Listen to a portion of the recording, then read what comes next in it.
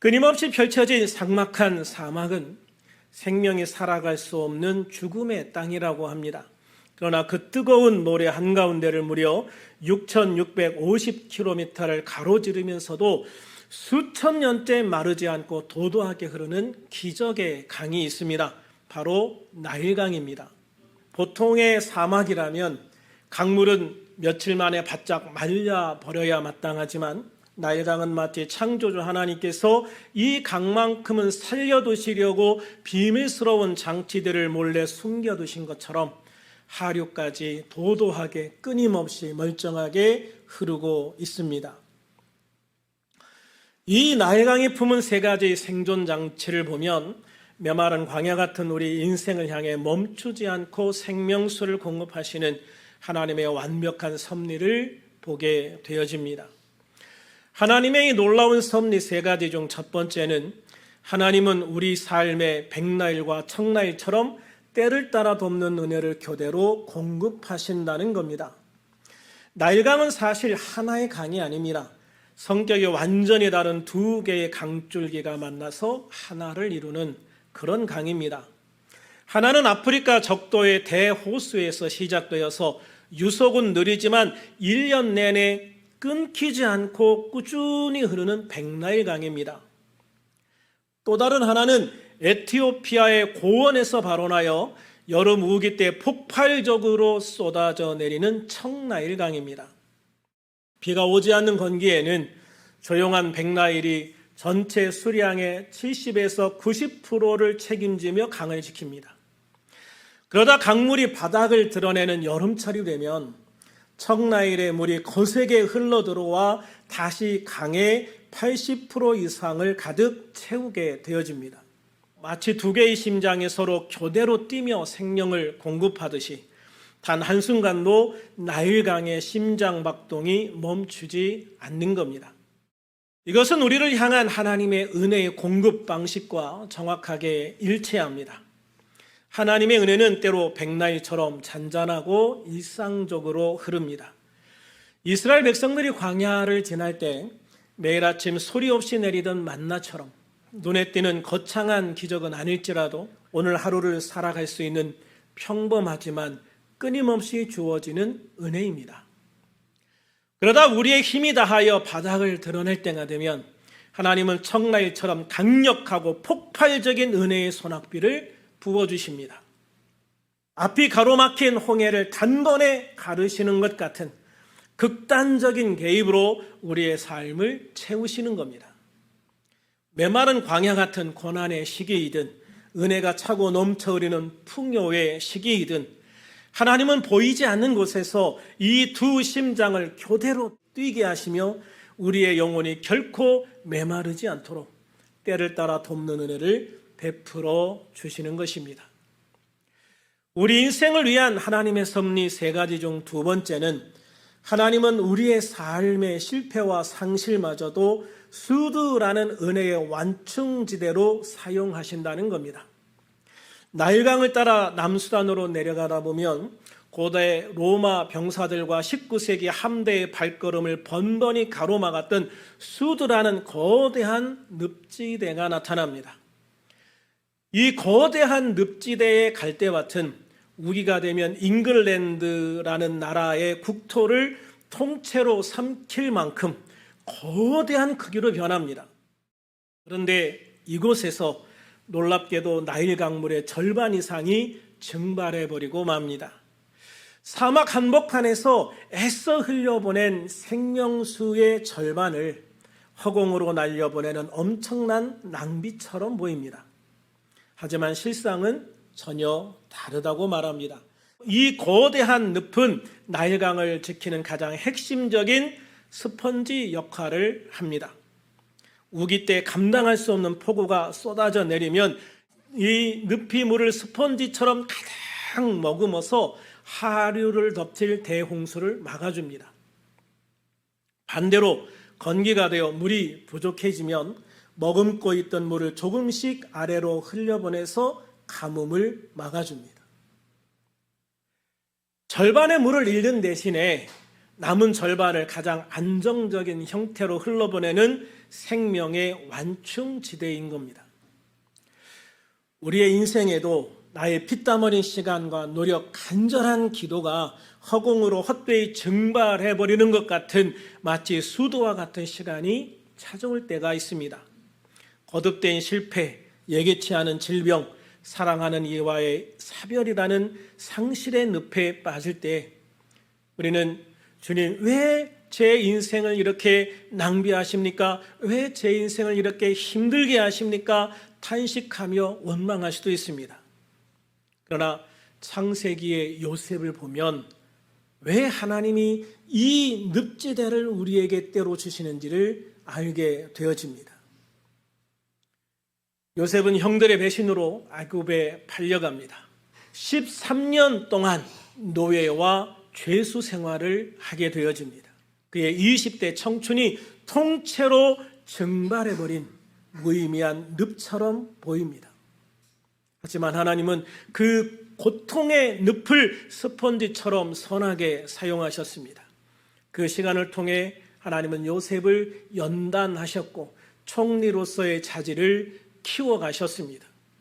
그래서 때가 딱 되었을 때 하나님께서 요셉을 애굽의 유일한 총리로 올라가게 하시고 그로 인해서 수많은 생명을 살리는 그 기간 동안에 수많은 생명을 살리는 그리고 아버지의 집을 살리는 생명의 완충지대로 삼으신 걸 믿으시기 바랍니다.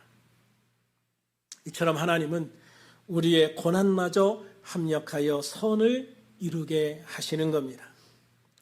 내 삶이 교만으로 범람하여 망가지거나 절망으로 바싹 말라 뚝 끊어지지 않도록 하나님은 그 고난의 늪을 통해 넘치지도 부족하지도 않게 가장 안정적인 은혜를 조율하고 계신 겁니다.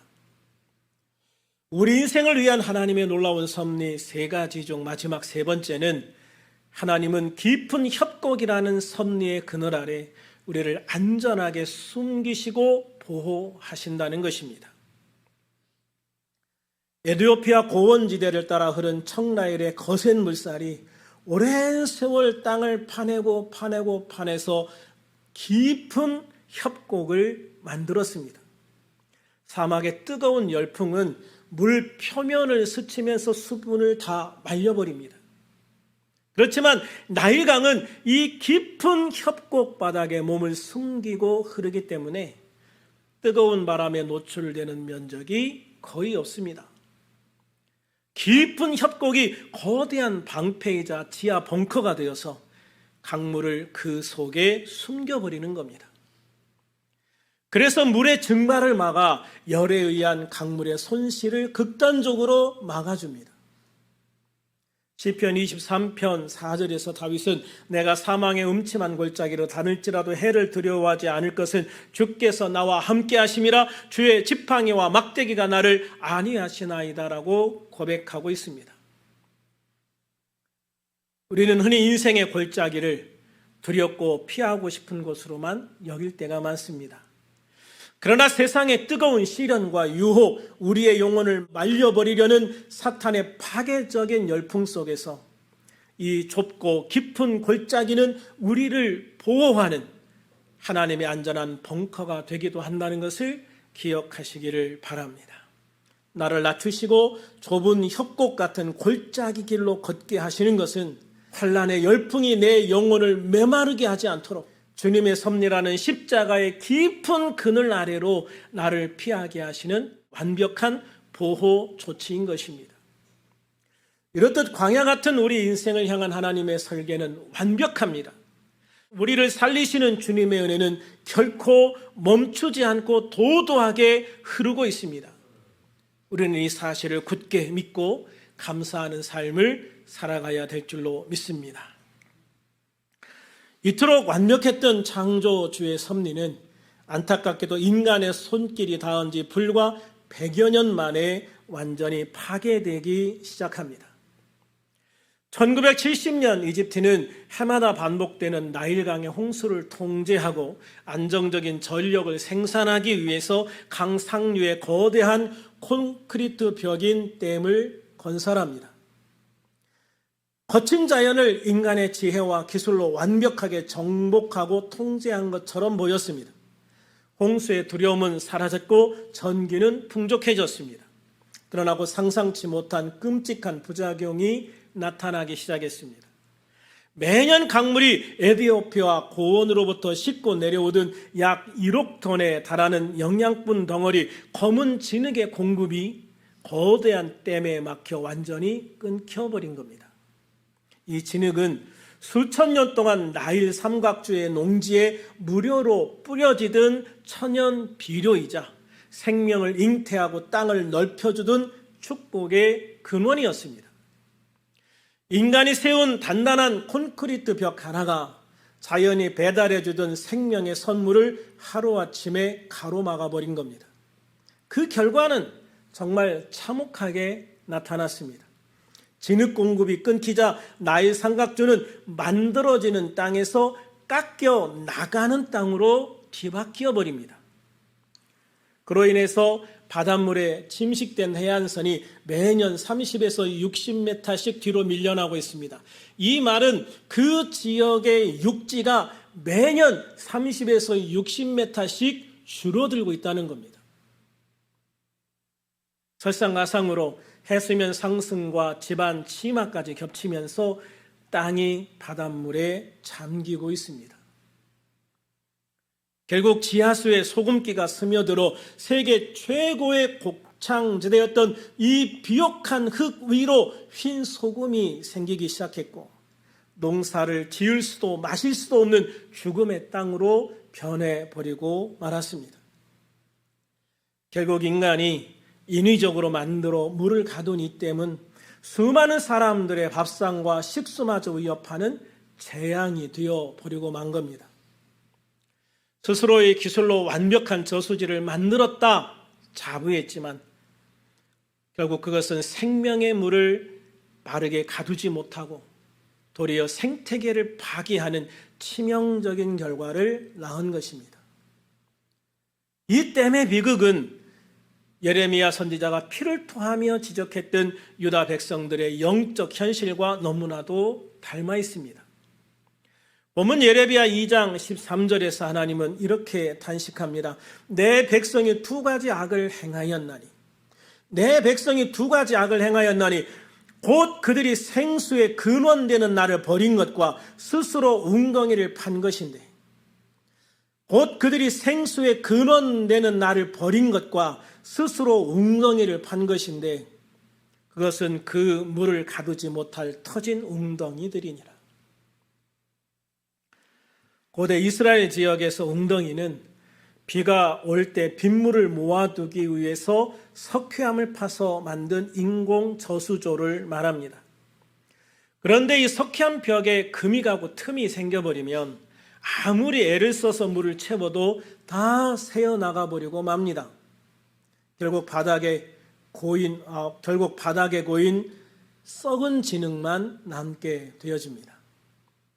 예레미야 시대의 유대 백성들이 바로 이 터진 웅덩이를 파는 어리석음을 범했다는 겁니다.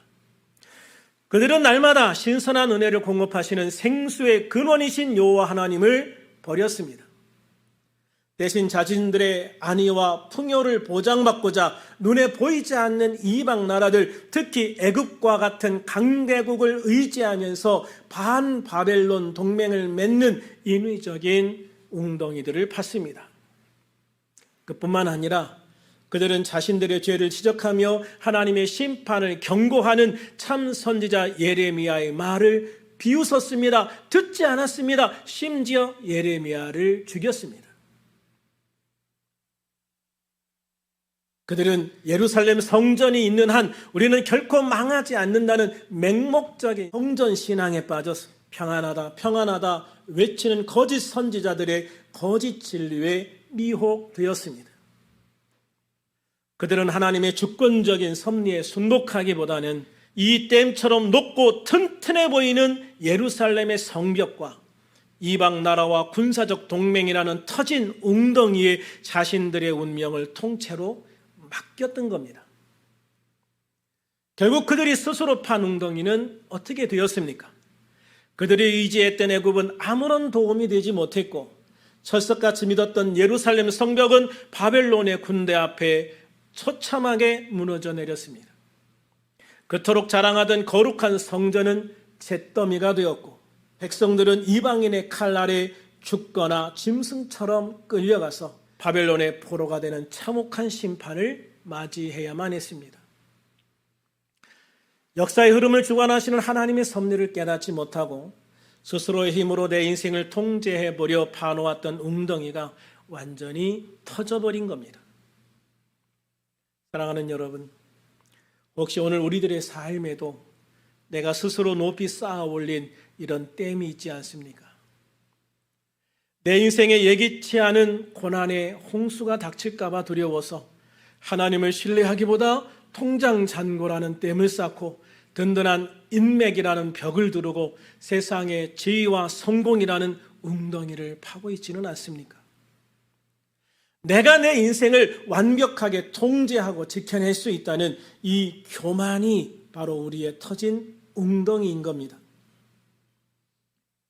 우리가 스스로 삶을 통제하려고 안간힘을 쓸수록 우리들의 영혼을 윤택하게 자라게 하는 하나님의 은혜의 진흙은 철저히 차단됩니다. 생수의 근원으로부터 단절된 영혼은 결국 나일 삼각주처럼 세상의 소금기가 스며들어 기쁨을 잃고 영적으로 메말라 죽어갈 수밖에 없습니다. 내 힘으로 인생의 범람을 막아보려던 그 모든 인위적인 통제와 터진 웅덩이들을 이제 십자가 앞에, 우리 주님의 십자가 앞에 겸손히 내려놓아야 할 때입니다. 오늘 본문 예레미야 2장 13절을 다시 한번 읽어볼까요? 시작. 내 백성이 두 가지 악을 행하였나니 곧 그들이 생수의 근원되는 나를 버린 것과 스스로 웅덩이를 판 것인데 그것은 그 물을 가두지 못할 터질 웅덩이들이니라. 그렇습니다. 앞에서 우리는 내 힘과 지혜로 인생을 통제해보려던 모든 시도가 결국 터진 웅덩이를 파는 헛된 수고였음을 깨달았습니다. 그렇다면 터진 웅덩이의 저주에서 벗어나 소금기가 스며들면 메말라가는 우리 영혼을 다시 살릴 방법은 무엇일까요? 본문은 이스라엘의 가장 근본적인 첫 번째 악을 명확하게 짚어줍니다. 바로 생수의 근원 되시는 하나님을 버린 것입니다. 인간이 만든 웅덩이의 물은 언젠가 썩거나 새어 나가버리지만 생수의 근원은 마르지 않고 계속해서 솟아나는 생명 그 자체입니다. 메마른 영혼을 진정으로 살리는 유일한 길은 터진 웅덩이를 고치려 애쓰는 것이 아니라 메마른 영혼을 진정으로 살리는 유일한 길은 터진 웅덩이를 고치려고 애쓰는 게 아니라 멈추지 않고 흘러넘치는 생수의 근원 곧 여호와 하나님께로 다시 돌아가는 것입니다. 예레미야 선지자는 생수의 근원으로 돌아간 자가 누리게 될 영광스러운 회복의 모습을 예레미야 17장 7절과 8절을 통해서 이렇게 선포합니다. 같이 한번 읽어볼까요? 시작. 그러나 물은 여호와를 의지하며 여호와를 의뢰하는 그 사람은 복을 받을 것이라.